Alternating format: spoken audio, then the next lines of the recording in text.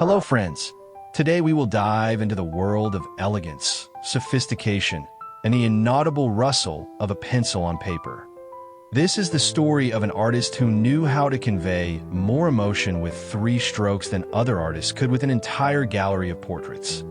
We will talk about Paul César Helleu, a man who went down in history as the poet of female beauty of the Belle Époque era. In this video, you will see his amazing pastel and graphic works, the very ones where a few lines create a whole character, and a woman's gaze on paper sometimes speaks even more than on a canvas painted with oil. And by the way, I'm very curious. How do you feel about such quick sketches and studies?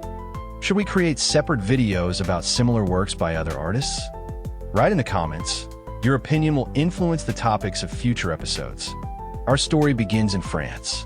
Paul César Helleu was born on December 17, 1859, in the town of Vannes, in Brittany. He showed an interest in art at an early age, but his real journey began in 1876, when 17-year-old Paul moved to Paris to study at the École de Beaux-Arts. His mentor was the renowned master of academic painting Jean-Léon Gérôme, strict, demanding, but the very person who nurtured a generation of great artists. It was in Paris that the young Helleu immersed himself in the atmosphere of the artistic explosion of the late 19th century. Here he met future stars such as John Singer Sargent, James McNeill Whistler, and Claude Monet, and witnessed the birth of new art movements. Imagine, he was forming as an artist at a time when academicism clashed with impressionism, tradition with rebellion, and Paris was the center of the entire art world.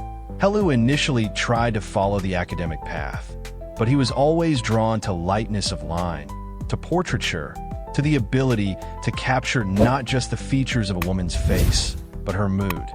He realized early on that sometimes a single expressive glance can tell a story deeper than all the details around it.